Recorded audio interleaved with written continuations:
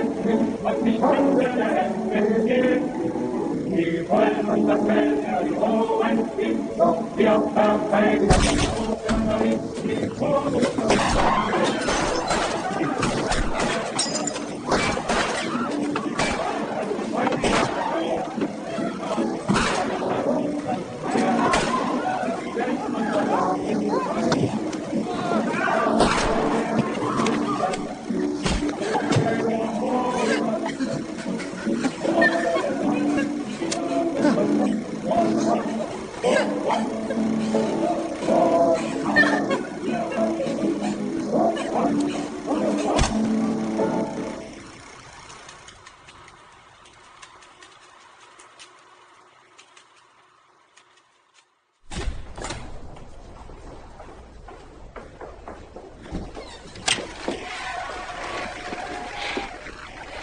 L'Eden Palace, les dépositions. La fusillade. Je sais. Tu dis toujours à peine une affaire est gagnée qu'il faut préparer la suivante. Je dis ça. Oui. Je dois apprendre à me détendre. Mon réquisitoire t'inclut? Beaucoup. Tu n'étais pas là. Non, mais je sais. C'était médiocre. 8 hommes ont été acquittés. Et il y a un photographe de l'action antifasciste qui t'attend au bureau 42. Ah, déjà, ils avaient confiance. Oui, j'ignore pourquoi les gens te font autant confiance, Hans. J'ai de belles dents. Et je ne suis pas cher. Max a été payé avec des filets de viande. C'est mieux que l'étiquette Ramway de la dernière fois. Pour fêter ça, il cuisine. Parfait. Il nous attend à 6 heures. Vous êtes perdu. Autre que d'un point de vue philosophique. On attend quelqu'un. Vous n'avez pas le droit d'être ici. C'est la salle d'attente réservée au public. La sortie est par là. De l'autre côté, c'est la rue.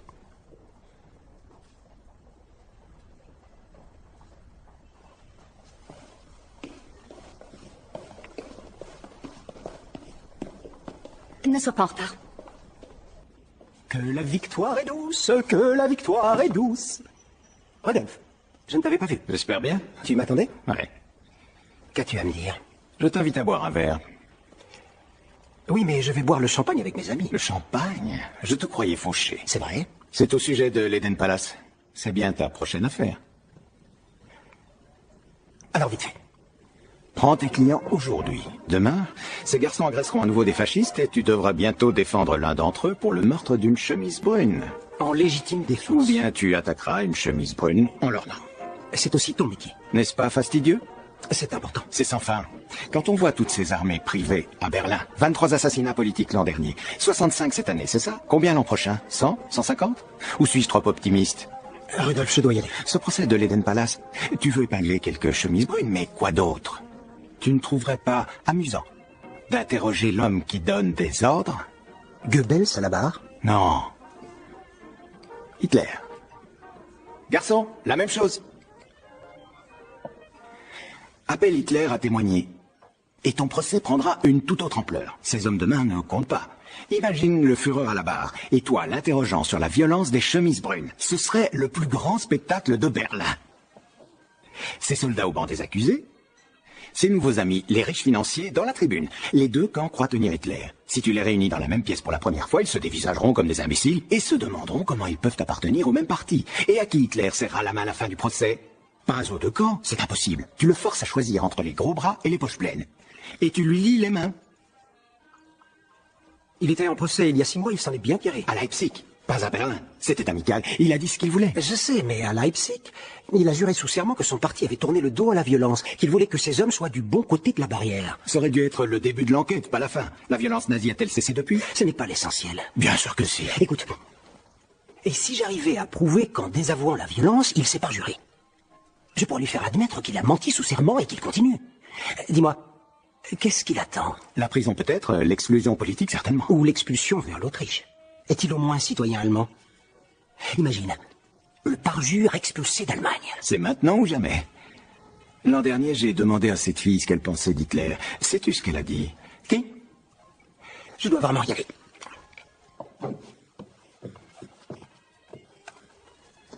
Si tu te lances, je t'aiderai. Je suis cette ordure à la trace depuis 1923. Mais je suis moins doué que toi, moins vif, moins audacieux. Tu es un grand flatteur, Rudolf.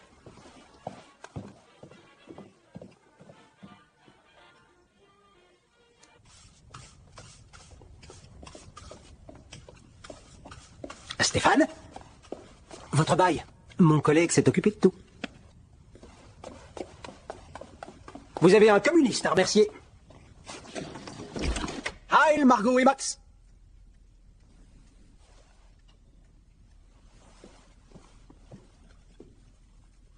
Ah. Je dois me mettre une armure. On devait fêter ça, tu te souviens? Max a vendu sa table en hêtre, et on s'en est bien sorti aussi. Va t'asseoir, on t'en a gardé. J'ai eu une idée totalement folle. C'est vrai, Hans? Oui, c'est vrai. Il va tout envoyer valser pour ouvrir une confiserie à Königsberg. Non, il va apprendre le saxophone et rejoindre les Weintraub Syncopators. J'aimerais bien le voir syncoper. Non. Je vais assigner Adolf Hitler. Ça t'embouche un coin. On sait pas si tu plaisantes. Je ne plaisante pas. Je compte l'appeler à témoigner dans le procès de l'Eden Palace. C'est ton idée? En réalité, c'est celle d'Holden. Oh, Hans, c'est un politicien, tu le sais bien. Il est malin. Il dit que c'est l'occasion d'interrompre le monologue d'Hitler. Par un dialogue? Oui, devant la cour du moins. Il devra transformer toutes ces idées bizarres en déclarations rationnelles, et je serai là pour souligner les contradictions. Tu veux raisonner avec un homme malade? Hans trouve ça érotique, ma chérie. Ça lui chatouille le pantalon chaque fois qu'il entend. C'est pourquoi. Ce n'est qu'une idée, soumise à réflexion. Hitler et ses sbires sont des fous, on l'a toujours dit. Tu comptes arrêter un fou en le traînant devant la cour? Tu comptes l'arrêter avec des dessins satiriques? Tu l'arrêtes en faisant de la politique. Au cas où tu ne l'aurais pas remarqué, le Reichstag ne s'est pas réuni depuis février. C'est peut-être fini. Tous les députés socialistes en étaient encore à faire des courbettes au président du Parlement quand 107 nazis ont débarqué. Élus. Quoi? Tu as dit débarquer, ils ont été élus. Élus pour saboter la procédure parlementaire et paralyser le Reichstag, ce qu'ils ont fait. La politique est descendue dans les rues de Berlin. Exactement ce que les nazis voulaient. Pourquoi Holden ne la signe pas lui-même? Je suis chargé de l'Eden Palace. Il a flatté ton ego. Qu'est-ce qui te prend? Tu te fiches qu'Hitler gagne? Non, on ne s'en fiche pas, n'est-ce pas, Max? Quand il a témoigné à Leipzig, il est devenu crédible pour la première fois de sa carrière. Vous l'avez dit tous les deux. Écoute, premièrement, c'est Berlin, pas Leipzig. On est chez nous et il n'a pas d'amis ici. Deuxièmement, ce n'est pas son laquais Hans Frank qui posera les questions, ce sera moi. Ton cerveau est une machine formidable, Hans, mais ton ego est plus grand que la porte de Brandebourg. Oui, et sa jugeote aussi petite que le bonhomme en dessous. Je ne vous parle pas d'ego. Je vous parle de conscience. Les avocats confondent toujours. Ne fais pas l'enfant. Tu veux critiquer Hitler en face pour te faire plaisir? Et toi, le grand antifasciste qui ne bouge pas le petit doigt et qui bricole avec ses meubles comme si de rien n'était. Payez-le en côtelettes, il sera content. Pardon? Va t'occuper du bébé. Tu veux dire de l'autre?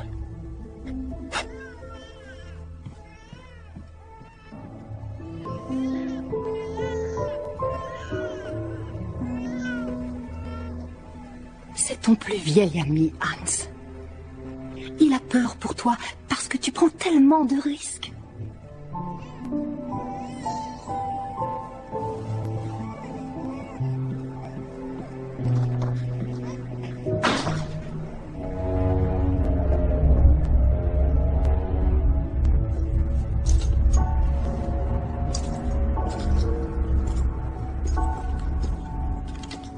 Que cherches-tu, l'ami?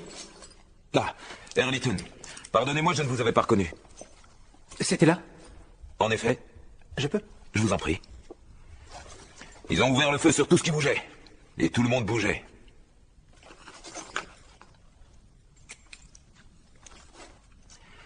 Comme d'habitude, la police avait bouclé l'enquête en 20 minutes. Ils ont des armes automatiques? Ils demandent, Dieu leur donne. Dieu? Hitler. Ah oui, je présume que c'est leur Dieu. Ne vous laissez pas berner par leurs tirs fantaisistes. Ils avaient des instructions précises. Le bilan aurait pu être plus lourd. Ils reviendront. Merci. De m'avoir éclairé ainsi.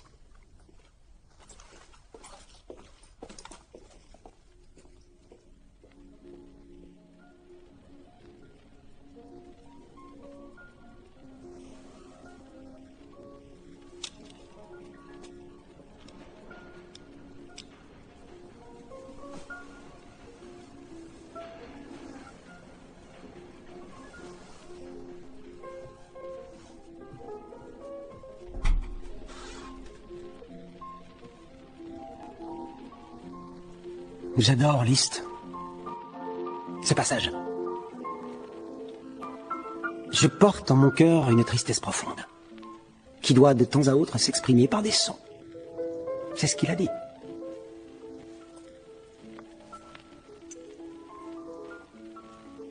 Je t'ai déjà dit que mon parrain était son cousin? Environ 25 fois. Désolé. Je sais que tu vas le faire.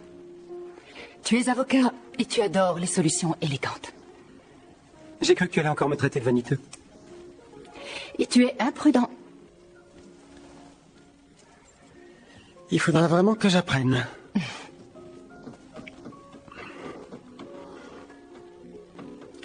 J'y vais. Je mérite un coup de marteau sur la tête.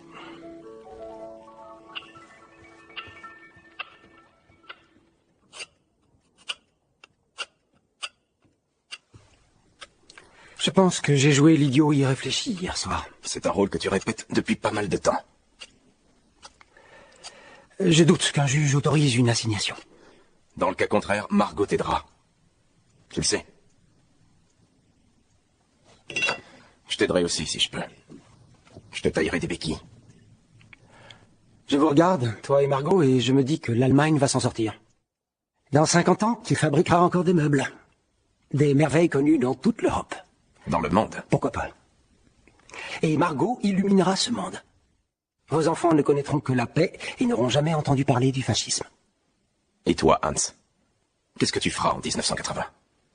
Je serai rentré depuis longtemps à Königsberg. Ouvrir une confiserie. Tu auras toujours le nez dans tes livres de droit.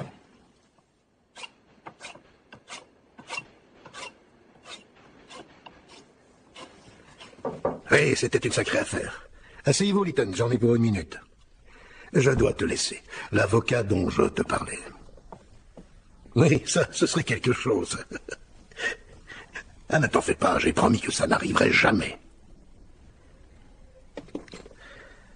Vous ne serez pas surpris d'apprendre que je trouve ceci pour le moins inattendu.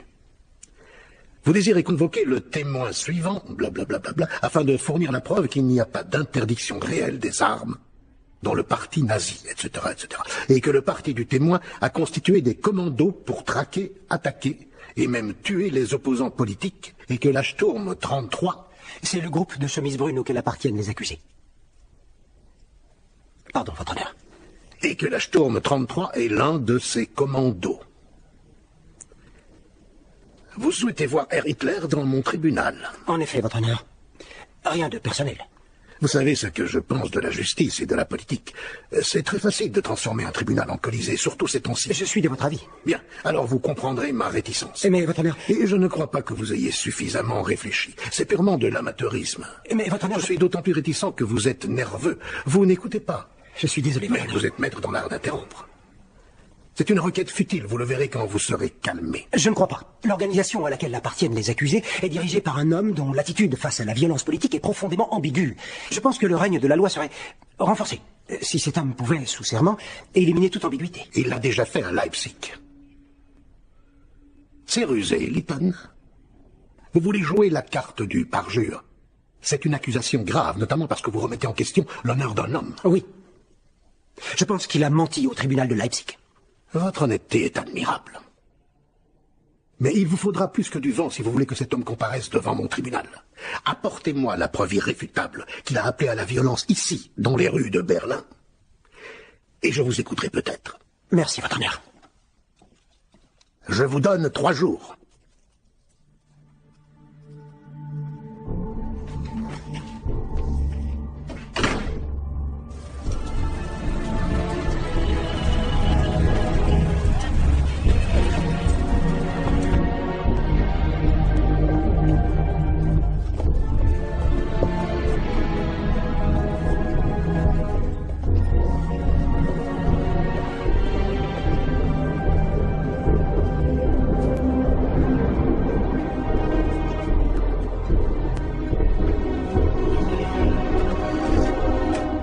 Oui, Goebbels était avec Hitler. On ne le savait pas. C'était le 1er septembre? Ah, vous n'avez pas pu. Je vois. Merci d'avoir essayé. Alors? Il a vu Hitler pénétrer dans la brasserie où attendaient les chemises brunes, mais aucun journaliste ne pouvait entrer. Il ne s'est pas glissé à l'arrière jusqu'à une fenêtre pour espionner. Et les journalistes d'investigation, pour sang. Quelqu'un doit bien savoir pourquoi Hitler est venu à Berlin. Cette entrevue en l'espace de 2 nuits, quand il est censé clarifier les choses avec les chemises brunes, et personne ne sait ce qui s'est dit. C'est forcément consigné quelque part, non? Excuse-moi, Margot, mais il nous faut du solide. Une chemise brune qui a une dent contre Hitler.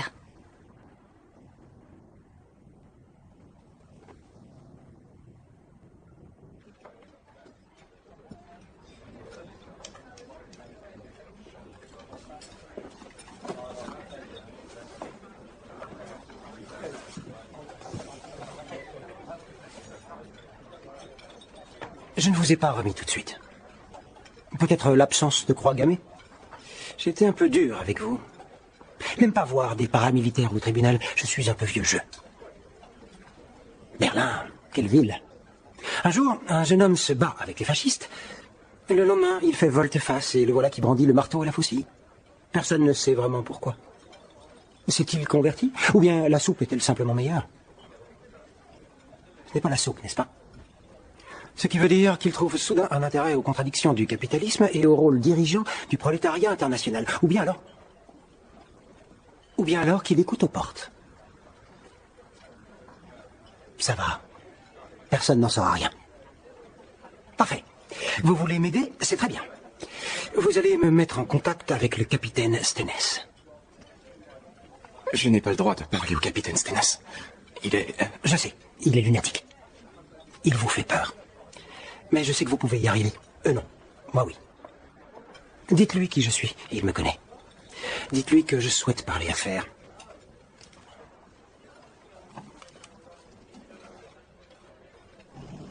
Qu'est-ce que tu vas dire à ce capitaine Stennes? Hans? Je ne sais pas encore. Et qu'est-ce qu'il va te dire? Je ne sais pas non plus. Alors on vient seulement pour dire bonjour, voir la vie des chemises brunes. Il y a 6 mois, elles ont occupé... Tu as vu ça? Elles ont occupé... Les chemises brunes ont occupé le QG des nazis et fichu Goebbels dehors. Oui, je m'en souviens. Ce type, le capitaine Stennes, c'est lui qui a fait ça. On l'avait provoqué. Il avait eu vent d'une purge au sein du parti. Il allait se faire virer? Quand Hitler a renoncé à la violence, ça n'a pas plu à Stennes. Les élections, les partis, les compromis, il est contre. Il n'aime que tabasser les gens? On entre en territoire nazi.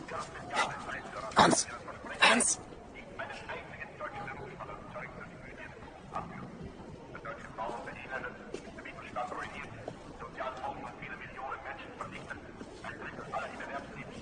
Tu convaincrais une mère supérieure d'aller au cabaret. Et de monter sur la scène. Ces types étaient avec le capitaine Stennes. Quand Hitler l'a évincé cette année, ils ont quitté le parti avec lui. Les hommes que je poursuis sont aussi des hommes de Stennes. Ce ne sont pas les hommes d'Hitler? Si, je crois, malgré tout. Enfin, c'est compliqué. On y est. Si je résume la situation, Stennes croit en la violence absolue et totale, et il n'aime pas Hitler qu'il trouve trop modéré. Et on vient discuter avec lui? Oui. Ne t'inquiète pas, si ça se gâte, fais comme si tu n'avais pas de conscience. Et n'oublie pas, ces types ont l'air invincibles, mais ils plient autant que nous sous les coups de matraque. On n'a pas de matraque.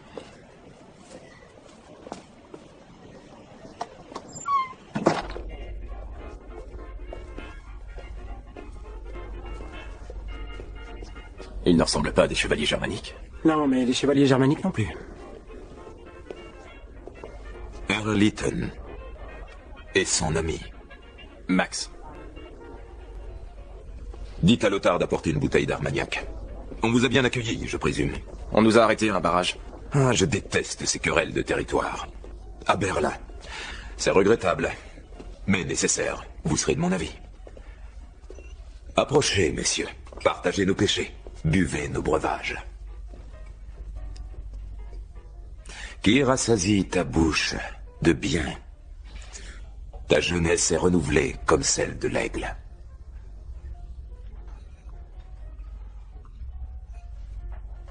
Je vous en prie, asseyez-vous.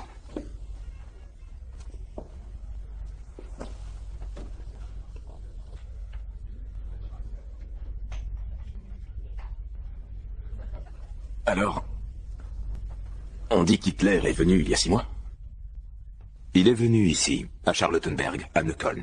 Il a fait le grand tour de Berlin pour parler aux différentes sections. Pour dire quoi? Pour dire, rangez vos armes, soyez gentils avec la police. Ce n'est pas tout à fait ce que nos hommes avaient envie d'entendre. Beaucoup commençaient à douter d'Hitler. Ils le trouvaient trop proche des industriels et des financiers, et se sentaient délaissés. Il y a eu des menaces. contre Hitler? C'est difficile pour un homme qui a pris une balle communiste dans l'épaule d'écouter parler de la route électorale vers le national-socialisme, même si c'est présenté très intelligemment. Mais c'est votre tête qui est tombée et non celle d'Hitler. C'est pour ça que vous m'avez contacté, non? Nous avons un intérêt commun. L'Eden Palace est l'occasion rêvée. Non. Vraiment? Allez, Lytton, voyez au-delà de l'uniforme. Traitez-moi comme un homme doté d'un cerveau. Dites-moi ce que vous voulez. Aujourd'hui, nous pouvons être amis. Je pense que nous sommes tous deux écœurés par ce qui s'est passé à Leipzig. Le rejet de la violence par votre fureur. L'hypocrisie de cet homme, si je puis me permettre. L'hypocrisie. J'aurais préféré. C'est sa sincérité qui m'a inquiété. Mais Joseph Goebbels m'a affirmé personnellement qu'il n'y avait rien de sincère dans le serment d'Hitler. Vous savez, lors du procès, vous devriez décrire mes hommes comme des hommes de conscience. Ce sont des politiciens, comme vous et moi. Faites savoir à la Cour que vous pensez qu'ils répondent au paragraphe 20 du Code pénal. Si je fais ça, les hommes du capitaine Stennes seront condamnés à des peines de prison réduites. S'ils sont condamnés. Nous savons tous les deux que j'y arriverai. Et en échange? Il sera capable de citer une source politique pour justifier cette violence. Hitler? Non, son majordome. J'aimerais suivre vos conseils. Mais vous avez besoin de moi, n'est-ce pas? Je devrais vous assigner. En effet, mais il vaut mieux que j'exprime de la réticence. Alors je vais le faire. Je ne me trahirai pas pour vous aider à piéger le Führer. Mais cela pourrait devenir intéressant si vous me posez les bonnes questions. Je ne veux pas que vous attaquiez votre Führer. Je veux que vous le souteniez. Je le sais bien.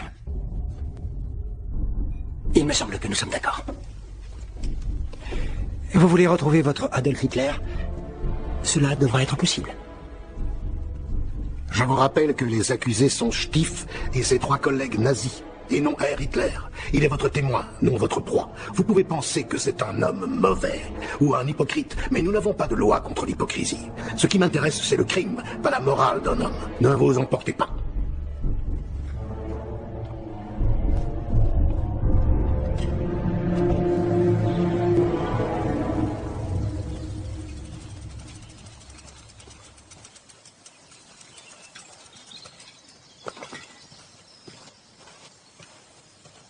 Herr Hitler, je suis mandaté par la cour d'assises de Berlin pour vous remettre ce document de la part de l'avocat maître Hans Lytton.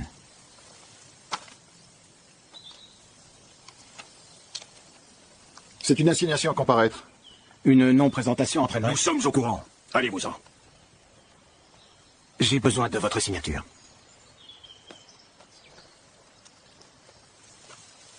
Ah!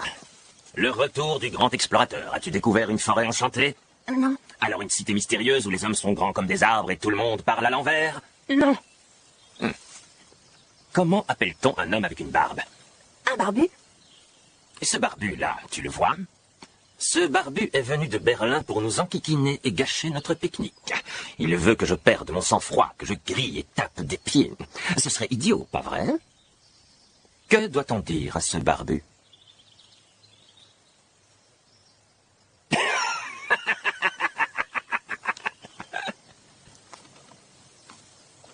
Mon ami veut savoir quand vous allez vous raser le menton. Bravo, auditeur. Tu te rends compte que dans 24 heures, toute l'Allemagne saura ce que tu as fait? Imagine les forces qui vont secouer ce tribunal. Tu dois te préparer comme jamais, Hans. C'est mon Tu intention. vas faire de la politique dans cette salle, tout comme l'homme que tu as signé. Et le juge ne pourra rien faire pour vous en empêcher. Oui, mais je suis un homme de loi. Tout comme moi. Mais va au-delà des textes. Touche à l'esprit. Ne te laisse pas paralyser par la procédure. Les enjeux sont trop grands. Tu crois que je dois brûler les étapes? Non, mais fais preuve d'audace. L'opinion publique sera de ton côté. L'esprit modéré des Allemands est ton allié. Tu dois t'appuyer sur ce courant et le sentir en toi.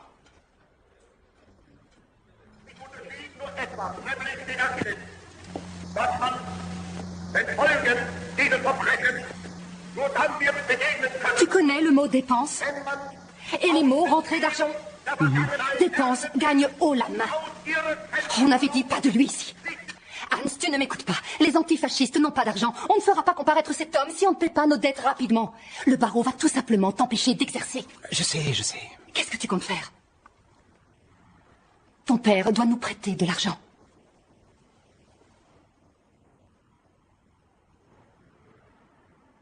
Il vient ce week-end avec ma mère, je vais lui parler. Dis-lui que tu défends la démocratie. Il se fiche de la République de Weimar. Et pour lui, ce n'est que de la musique atonale et des toits plats. Le Bauhaus, la rumba, Otto Dix, le jazz noir, l'affirmation de l'identité juive.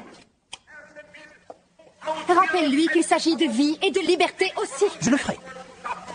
Für die Überwindung des Volkes, damit aber die Schwächung, damit die Verfehlung dieses Volkes und damit den Volkes und damit den Verrat. Nous chassions le canard la semaine dernière, avec les Schönhausen, en Poméranie. Et Otto, tu te souviens d'Otto, le fils d'Herbenhoff. Il vient d'ouvrir un cabinet médical dans la vieille ville. C'est un franc succès. Son oncle lui a laissé tous ses patients. Oui, mais c'est un franc succès. Papa, j'aimerais revoir notre prêt à la hausse. Qu'est-ce que c'est? Une olive. Quelle drôle d'idée. Je te parlais du prêt. Nous devons mettre un terme à ce prêt. Ce n'est vraiment pas le moment. Tu n'es plus étudiant. Je sais que tu vis comme un étudiant, mais tu n'en es plus un. Plus maintenant. Papa, ce n'est pas comme si nous manquions de travail. Je le sais. Nous en avons même trop. J'ai des affaires en permanence. Il y a celle de l'Eden Palace, ce sera un grand procès. Tu crois que je ne lis pas la presse? Tu n'as jamais suivi ma carrière. C'est devenu impossible d'y échapper. J'y parvenais encore quand tu as commencé à travailler pour les communistes.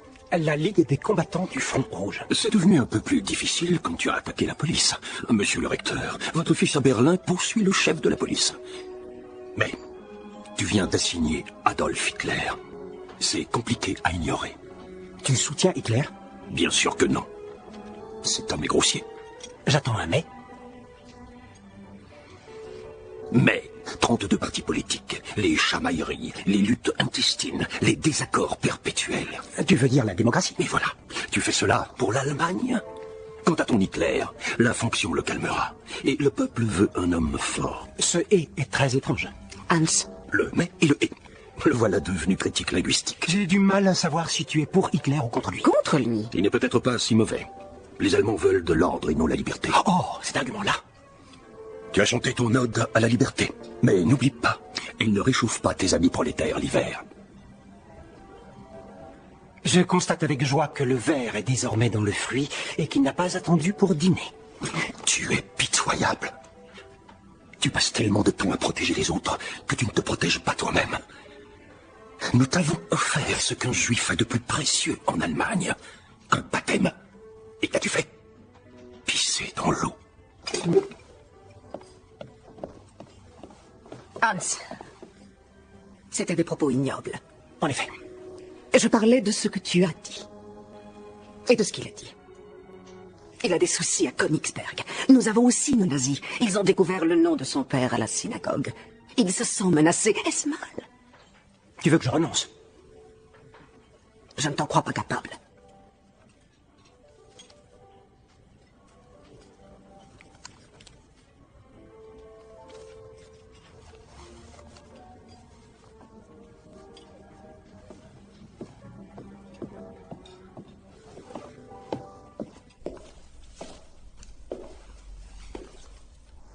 Alors, prêt pour le combat? Oh oui, oh oui! C'est censé ressembler à de la boxe? Max, tu peux aller te rhabiller. Alors, Herr Rudolf, vous êtes le seul d'entre nous à avoir vu l'ogre. Comment Hans doit-il se battre? Il doit garder à l'esprit qu'Hitler est double. Personne ne sait jouir de l'instant comme Hitler. Pourtant, ses yeux sont aussi rivés sur les 1000 années à venir, ce qu'il ne peut pas faire. Ce qu'Hans doit l'obliger à faire, c'est prendre en compte ce qui s'est passé hier et ce qui se passera demain. Le ramener dans l'espace-temps des gens normaux. Oui. Et empêcher les gens normaux de traiter le temps comme il le fait. Mais vous l'avez vu parler. Il hypnotise les foules. C'est vrai. Tout le monde ressent la même chose. Pendant 10 minutes, on se dit « Quel comédien, quel comédien !» Puis, on voit sa profonde sincérité. Ses discours sont interminables, une avalanche de propos haineux destinés à vous faire penser avec vos tripes. Mais il est séduisant. Non, il l'est. Il projette une image de souffrance profonde causée par d'intolérables injustices. Un homme qui en veut à l'univers tout entier. Un martyr. La tendance à l'auto-apitoiement du fascisme. Tu verras qu'il agit en permanence comme un homme offensé qui expose ses blessures. Contredis-le, et il saignera. Tu vas forcément le contredire. Tu es sur ton terrain, pas lui. Il n'aura pas l'orchestre pour chauffer le public, ni les projecteurs. Saisis cette chance. Il ne pourra pas s'adonner à son discours habituel, l'exposé et la tirade. Mais on veut la tirade. Le voir cracher et bastonner. Non, ne fais pas dans la démagogie, Hans. Interromps-le. Essaie d'être le plus teigneux possible. Essayez. Tu vas pouvoir dire des choses à cette audience qui te vaudraient un coup de matraque sur la tête dans une réunion publique. Si ça pouvait se produire devant le juge, Merci. tu marquerais un point.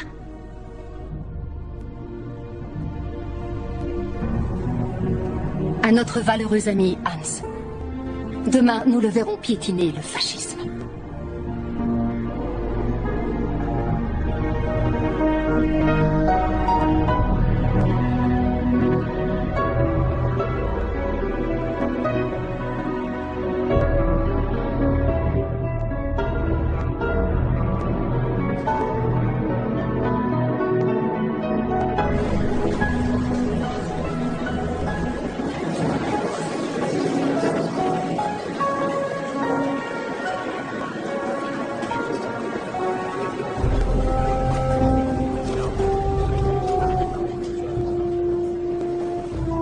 Mon père n'est pas là. Elle a choisi son camp. Levez-vous.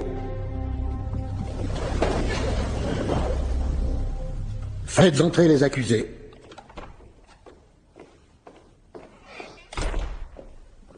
J'ouvre l'audience d'aujourd'hui dans l'affaire qui oppose Stief et ses collègues à la 3e Cour fédérale de justice. 2 témoins ont été appelés par l'accusation. Je précise par avance que toute forme de manifestation ou d'agitation sera réprimée sans ménagement. J'appelle l'accusation à la barre. Mon objectif en appelant ce témoin est de prouver qu'aucune interdiction réelle n'existe au sein du parti nazi auquel ces hommes appartiennent. Qu'au contraire, des commandos ou sections paramilitaires ont été constitués dans l'unique but d'organiser l'agression violente allant parfois jusqu'au meurtre de leurs opposants politiques. Que la section Sturm 33 à laquelle appartiennent ces hommes est l'un de ces commandos. Et que l'attaque de l'Eden Palace est l'un de ces actes de violence politique prémédités. Je compte démontrer que le témoin avait entière connaissance de cette stratégie et l'approuvait. Et que la politique de son parti à Berlin est d'engendrer le désordre dans les rues. Le nom du témoin? Adolf Hitler. J'appelle le témoin Adolf Hitler. La cour appelle le témoin Hitler.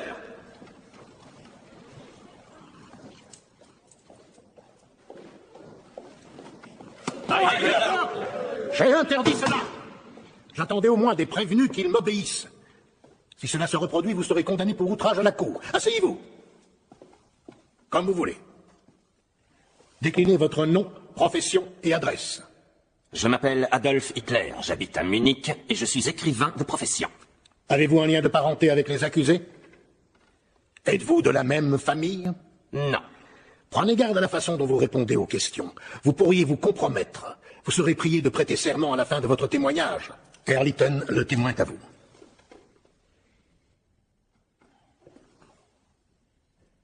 Herr Hitler, avez-vous entendu parler de Sturm 33? Non. Vous n'avez pas entendu parler de ce commando d'élite? Nous n'avons aucun commando. Ce serait enfreindre les règles du parti. Je vois. Donc il n'y a ni bombes, grenades, carbines, armes quelles qu'elles soient, chez les chemises brunes. Chemise brune? Bien sûr. C'est ainsi que vos ennemis, la plupart des gens, les qualifient. Mais dans l'intérêt du tribunal, je veux bien employer votre terme Sturmabteilung. SA. Va pour SA. Ont-ils des armes? Si c'est le cas, je n'en suis pas informé. Mais il est possible qu'afin de défendre le parti contre les terroristes de gauche, en de rares occasions, des armes aient été utilisées par légitime défense. Mais aucun commando n'est destiné à attaquer les ennemis politiques. Non. Vous seriez informé de leur existence? Oui. Vous êtes au courant de tout au sein du parti? J'en suis le chef. Naturellement. Et en tant que chef, votre autorité à la tête du parti n'est jamais contestée. Jamais.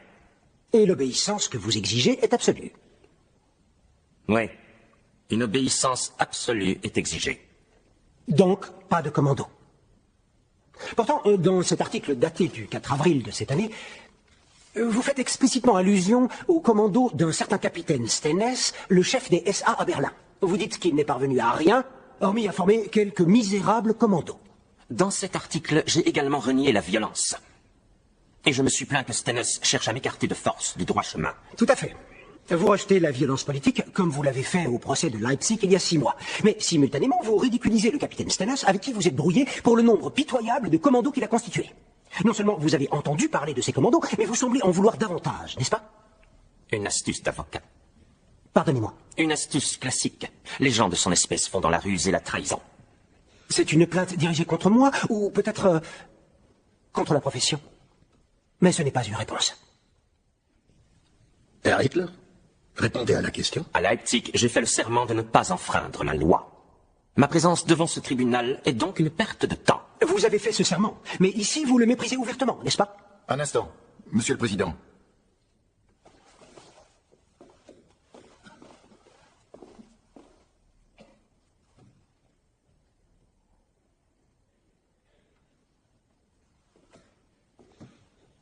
Un ancien combattant ferait moins d'erreurs de langage que cet avocat. Commando était un terme utilisé sur le front occidental, quand des groupes de 10 ou 20 soldats avaient pour ordre de prendre d'assaut une tranchée ennemie. C'était dangereux et c'était héroïque. Merci pour cette passionnante leçon d'histoire, Herr Hitler, mais j'ai l'impression que nous ne faisons que danser autour du problème. Nous dansons. C'est une façon de parler.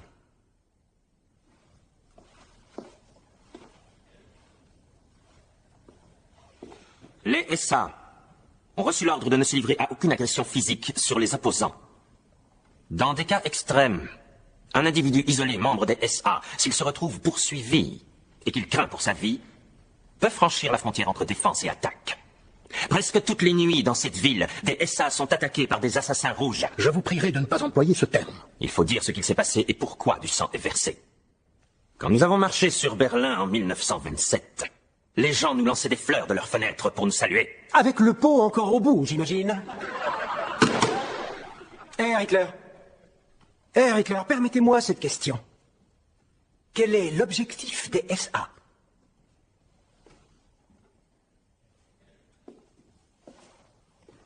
C'est la section sportive du parti. Elle donne des cours d'autodéfense. Du jiu-jitsu. Vous devriez peut-être laisser le témoin répondre aux questions. Je ne connais pas le programme par cœur. Peut-être y a-t-il du jiu-jitsu. En ce qui concerne ces deux hommes, ces étudiants en jiu-jitsu, et leur violente attaque à l'Eden Palace, de la légitime défense? Monsieur, la question est inacceptable.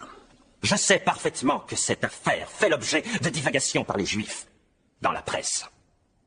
Mais pour nous, elle est ridicule. J'ai écrit, dans mon livre, il y a 7 ans, que nos objectifs ne seraient pas atteints par des bombes et des grenades, mais par la mobilisation des masses. Ce qu'il faut à l'Allemagne, c'est une révolution psychologique, une renaissance spirituelle. À qui parlez-vous? À la cour. Je pense que la cour vous entend sans mal. Tout à fait. Il n'est pas utile de crier, ni de haranguer. Vous avez cité votre livre Mein Kampf, publié il y a 6 ans. Président, je ne vois pas en quoi cet ouvrage, aussi important soit-il dans l'énonciation de la philosophie du parti, est en rapport avec ce procès. Herr Hitler n'est pas de votre avis. Ainsi, ses propos sont acceptables. Vous citez votre livre, Mein Kampf, publié il y a 6 ans. Vous dites également dans ce livre qu'une voie sans entrave doit être accordée par l'État à certaines forces afin de déclarer la guerre pour annihiler le marxisme, c'est-à-dire le mouvement travailliste allemand. Ces forces dont vous parlez qui doivent avoir la voie libre, serait-ce vous et vos partisans? Répondez à la question. Je ne sais pas. Mais c'est votre livre. Vous dites dans le même chapitre que tant que le mouvement travailliste vivra, vos partisans auront le devoir de ne pas vénérer l'imbécilité qu'est le respect de l'ordre.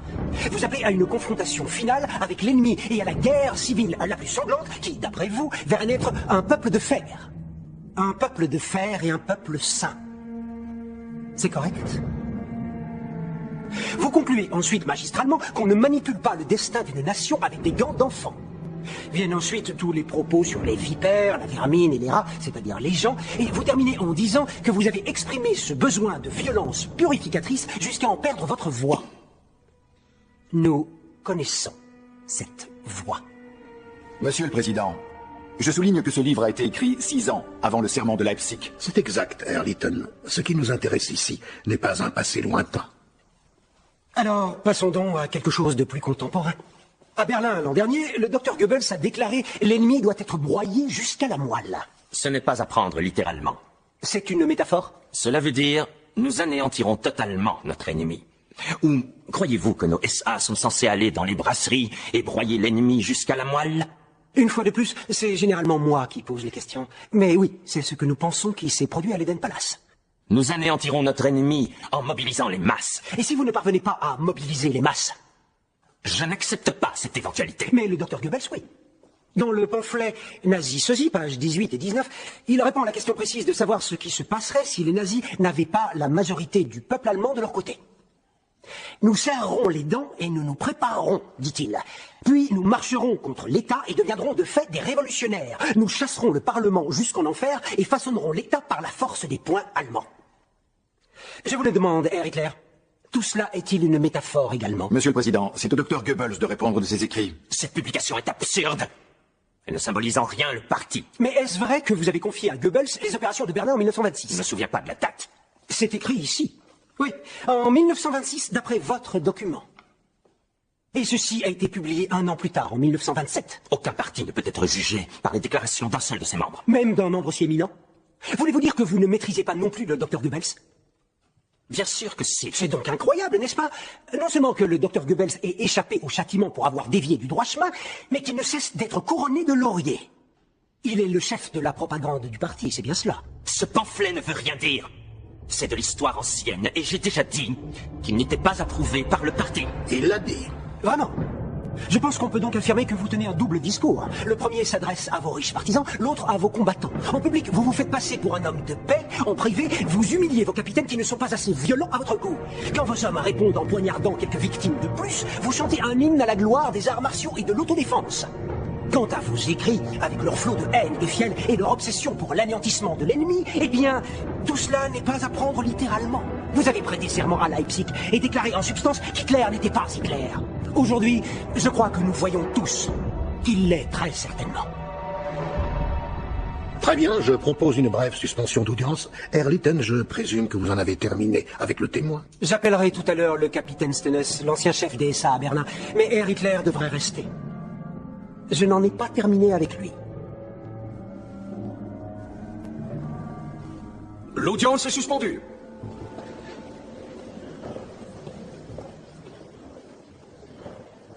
Donnez-moi un dragon à tuer, une falaise à escalader. Hans, écoute-moi, tu veux que je vérifie le pamphlet de Goebbels, n'est-ce pas? Oui, trouve-moi une nouvelle copie avec un reçu. Hans, il faut qu'on parle. Ah, c'est vrai, mais ça se passe bien, non? Je vais resserrer les taux. Il va sentir tout le poids de la justice. C'est le juge qui applique la loi. La décision lui revient. Ne va pas perdre le juge en gagnant le débat. Je vous remercie pour votre soutien.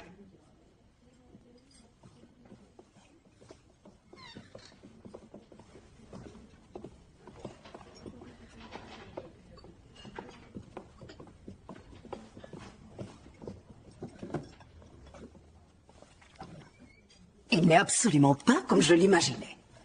Vous ne l'aviez jamais vu? Seulement en photo dans les journaux. Il a l'air insignifiant, n'est-ce pas? Un hamster collé sous le nez. Et cette coiffure de Macron? Mais il n'est pas insignifiant. Non. Ni même risible. Je l'ai, de la librairie nazie. L'homme me l'a même dédicacé.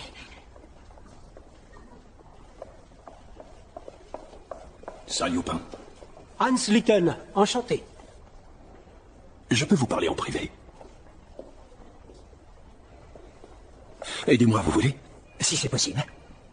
Vous savez bien sûr que l'Allemagne n'a pas de colonie en Afrique ou en Asie. Et nous ont été enlevés par l'Angleterre et la France après la guerre. C'est dommage, n'est-ce pas? Je n'ai pas d'opinion. Vous devriez. Car ce n'est pas une chance pour vous et les gens comme vous. Vraiment? Bien sûr. Que va-t-on faire de nos prisonniers politiques quand le Führer prendra enfin les rênes de Berlin? Nous ne pourrons pas les déporter de manière traditionnelle, les envoyer sous les tropiques et les oublier comme le font les Français. Il faudra trouver un autre moyen. Votre petite putain me regarde comme s'il voulait me planter un couteau dans le cou. C'est très mignon. Vous avez choisi d'être juif. Et vous avez l'illusion que ce sera toujours votre choix. C'est tellement stupide. J'aimerais tellement intervenir, mais c'est trop tard. Vous ne pourriez rien faire. Je sais, vous êtes un État dans l'État.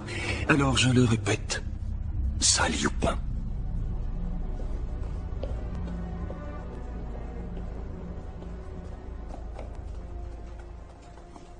La cour appelle le capitaine Walter Stennes. Herr Stennes, avez-vous entendu parler de la Sturm 33? Oui. Que savez-vous? J'en suis le chef. C'est votre allié, Max? Je préfère ne pas penser à lui comme ça. Mais il va vous rendre service. On l'espère. Étiez-vous au courant d'une potentielle attaque par la Sturm 33 de l'Eden Palace avant qu'elle ait lieu? Nullement.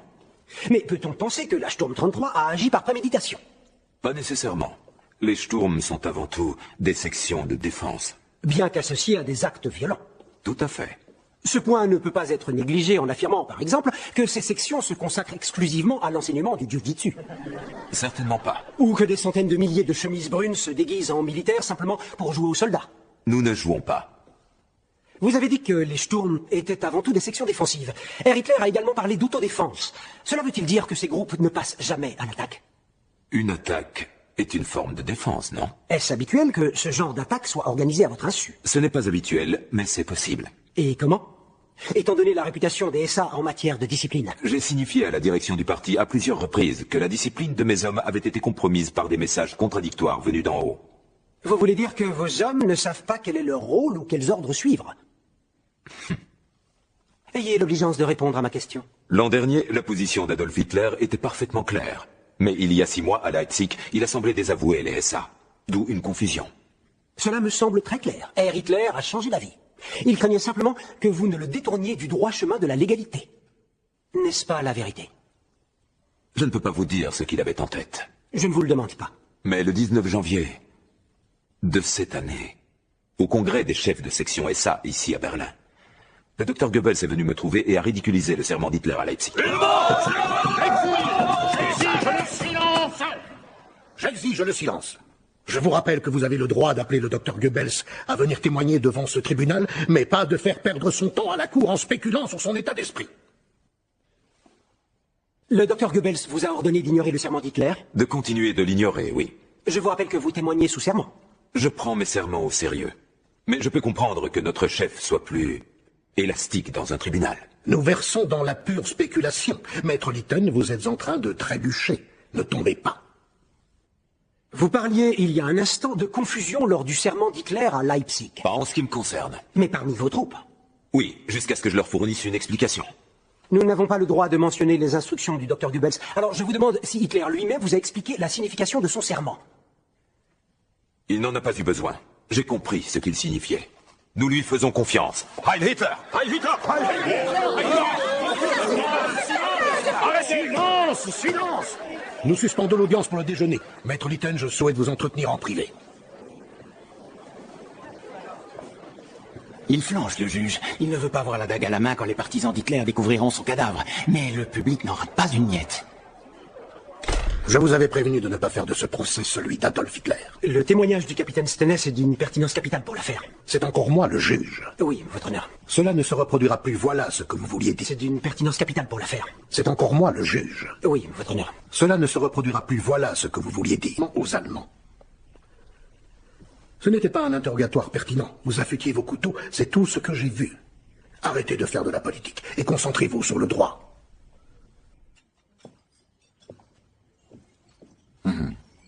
Je comprends votre inquiétude. Nous n'avions pas anticipé certaines questions ce matin, mais je suis sûr que la séance de cet après-midi nous remettra sur les rails. Écoutez, je vais dire un mot à mon client. Herr Bruckner vous rejoindra certainement dans un instant. Il panique, c'est ça? Les hommes d'affaires ne paniquent jamais. Mais ils n'aiment pas ce qu'ils ont vu. Maintenant que le Führer soit possédé par l'Esprit Saint. Surtout pas. C'est un tribunal, pas Nuremberg. Tu vas le tuer à force de le contenir. Relâche-le. Tu es fou. Continuez de les abreuver. Chef. Ce n'est pas une vie pour un homme. Quoi donc? Les petits malins, les pédants, j'ai déjà eu affaire à eux. Avez-vous remarqué que plus ils sont payés cher, plus ils sont éloquents? Ils ont remarqué? Il faut vraiment qu'on parle, chef. Ils pleurent comme des enfants si on ne leur donne pas assez de pièces à mettre dans leur tirelire. Vous devriez le savoir, Franck. Vous êtes avocat. Ce n'est pas un métier honnête. Monsieur... Vous avez vu... l'avocat juif. Lytton. Vous l'avez vu se pavaner et faire le beau? La cour encourage ce charlatan. Ce qui sied très bien à ceux de son espèce. Les Hébreux exagèrent toujours tout. Quand il vous a interrogé sur Leipzig, Mais vous savez quoi? J'aurais pu poser cette question mieux que lui, 20 fois mieux. Je suis tout à fait d'accord. J'ai le don de réduire la plus complexe des questions à sa forme la plus essentielle. Mais l'avocat est pédant. Il adore compliquer les choses. La vérité est sa victime. Elle doit être mise en avant. Quant aux superstitions juridiques, les gens s'y accrochent. C'est plutôt bon ça, vous devriez noter. J'obligerai les tribunaux à emboîter le pas à l'État. Tout le reste serait ridicule. Vous demandez quel est le problème de la justice? Le problème est le bandeau sur le visage de la justice, vous voyez? Pourquoi mettre un bandeau? C'est comme un boxeur qui monterait sur le ring avec un bras noué dans le dos. Je ne parierai pas sur lui. Exactement. Herr Hitler, vous ne me connaissez pas. Je suis juif. Et j'ai quelque chose à vous montrer. La bataille d'Ypres, mai 1915. Les grenadiers de Saxe. Alors voyez-vous, c'est aussi mon pays. Bonne journée.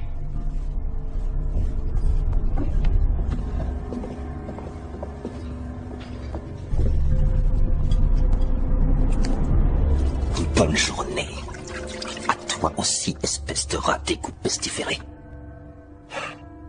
Cette ville est aussi envahie par les juifs que Vienne. Il y en a partout. Qui les a laissés se reproduire? Ils se cramponnent à nous. Il faut les éradiquer. Tout ce nid puant. C'est une question d'honneur.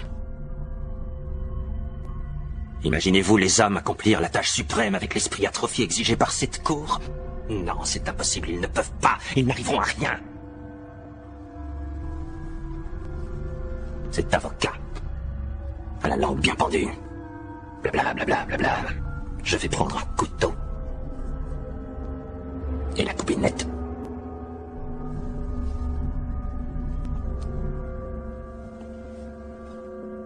Vous êtes prêt, Führer?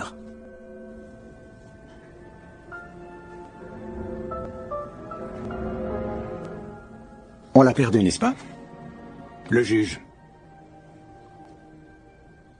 On se doutait que ça arriverait. Il prépare sa lettre de candidature au cas où Hitler serait un jour au pouvoir. Ne l'aide pas à l'écrire. Personne ne te soutiendra, tu es seul. M'appuyer sur ce courant. Oui. T'appuyer sur ce courant. L'Allemagne est avec toi.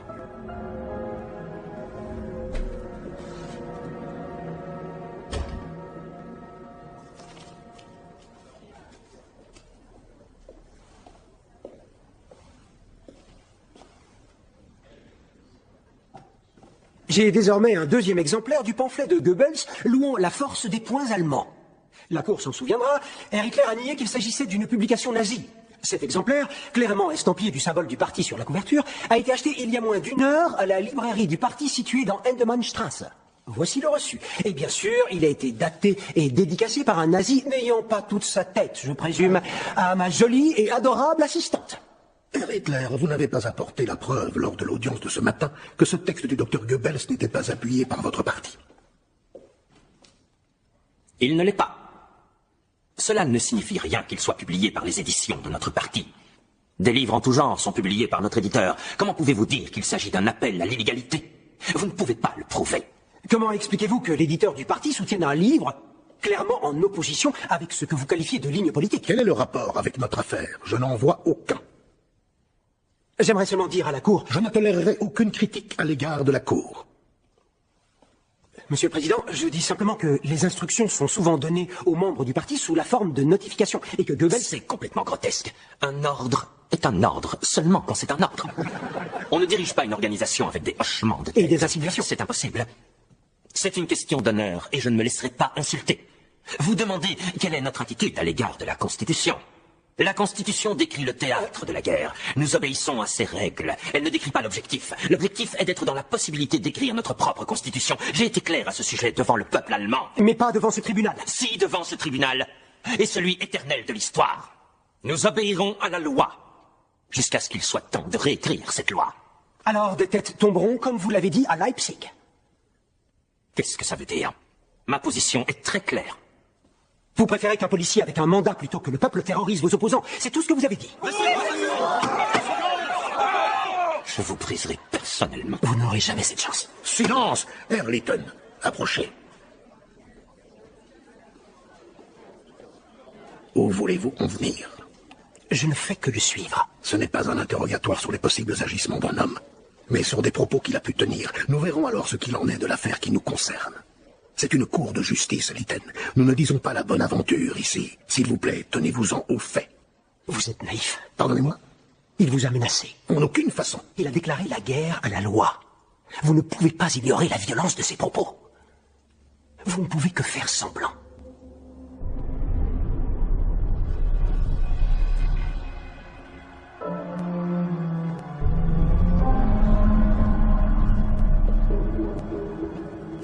Vous savez, on ne se sent jamais plus vivant qu'en regardant quelqu'un mourir.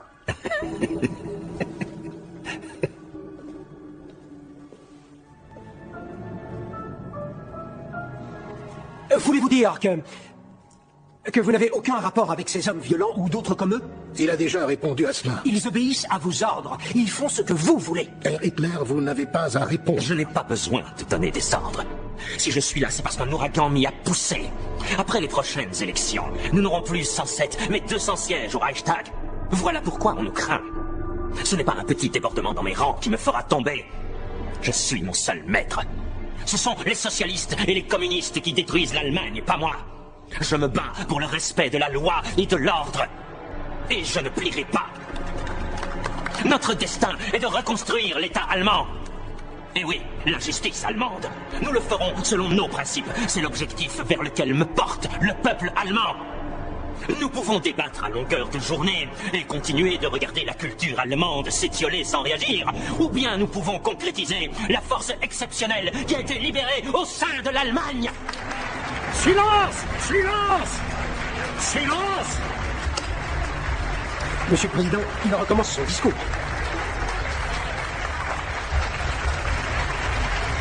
Silence, je vous prie! Herr Litton, vous avez abusé de la patience de la cour trop longtemps. Cet interrogatoire est terminé. Le témoin peut se retirer. Je jure devant notre Dieu Tout-Puissant d'avoir dit toute la vérité et rien que la vérité. Amen.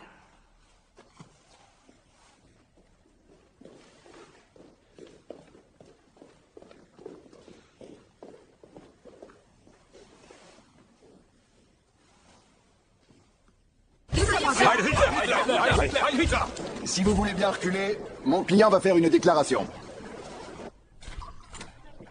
Que s'est-il passé? Je vous demande pardon? Je vous le demande en tant que membre de longue date du barreau.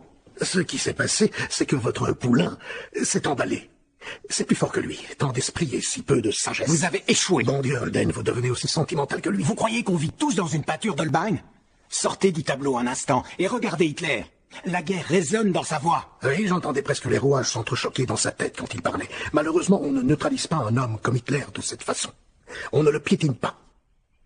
On l'embauche.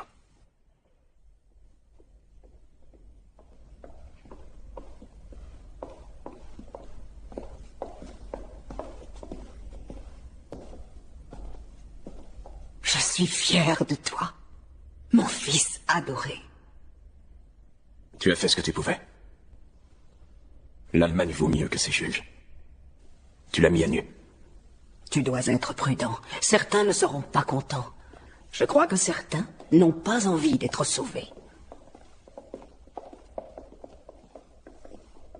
Et c'en est assez de ces discussions pitoyables, de ces chamailleries de cours d'école, de cette démocratie dégénérée et mensongère qui monte les Allemands les uns contre les autres. Nous sommes une nation spirituelle, et son peuple aspire à croire en des idées profondes. Ma seule mission est de servir ce peuple. C'est ridicule. Mon ami sait que c'est ridicule.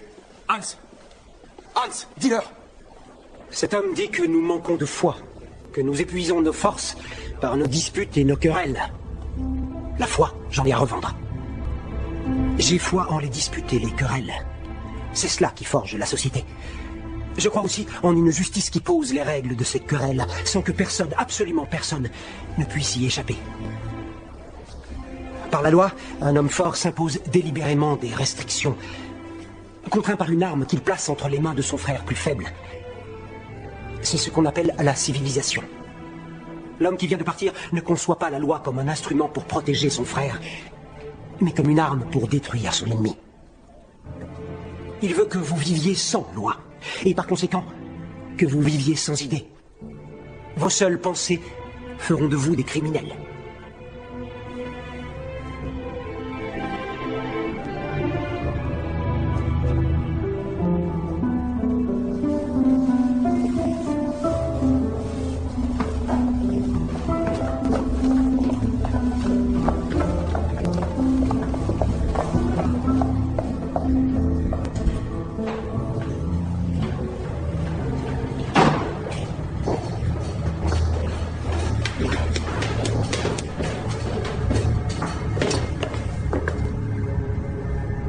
vous voit plus beaucoup au tribunal. Les gens se font du souci pour vous. C'est bien vous, n'est-ce pas?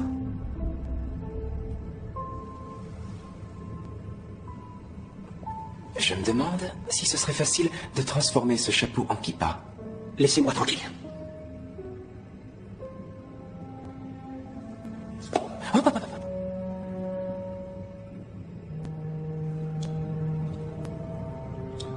Vous êtes Lytton, n'est-ce pas?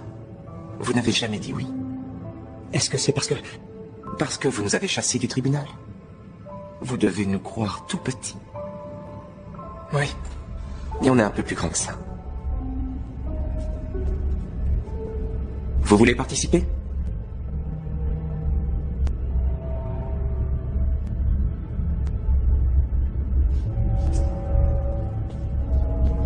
C'est bien ce que je pensais.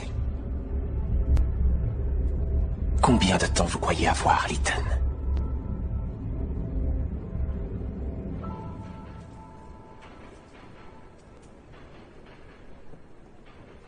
Les pions ne sont pas un désagrément, Hans, mais une opportunité. Il m'ennuie. Hans, Rudolf est là pour te parler. Pourquoi cette phrase m'emplit toujours d'une vive inquiétude?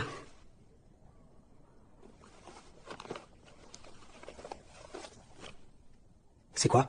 Ouvre.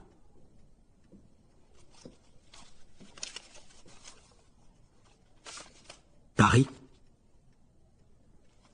Je présume que tu n'as pas d'économie.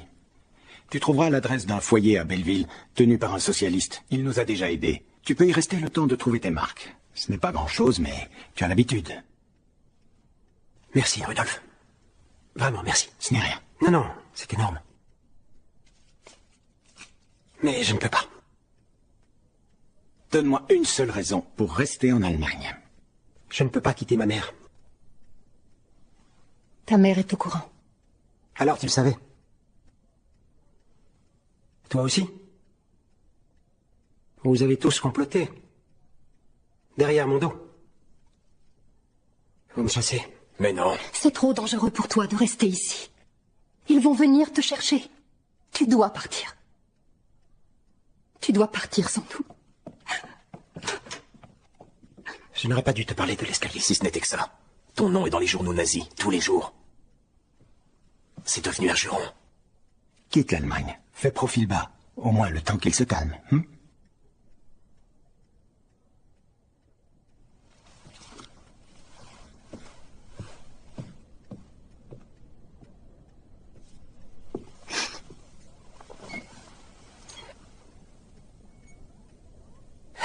Je sens venir le réquisitoire de l'avocat. Non, je vais t'épargner ça. J'ai échoué. Tu n'as pas échoué. Tu as montré à la cour qui il était. Il a quitté le tribunal sous les applaudissements. Il s'est donné en spectacle, je voulais éviter ça. Non, non. Je l'ai laissé gonfler la poitrine et exhiber son plumage. Tu as fait tout ce que tu pouvais. Maintenant, l'Allemagne l'adore. C'est pour ça que tu dois partir. C'est pour ça que je dois rester.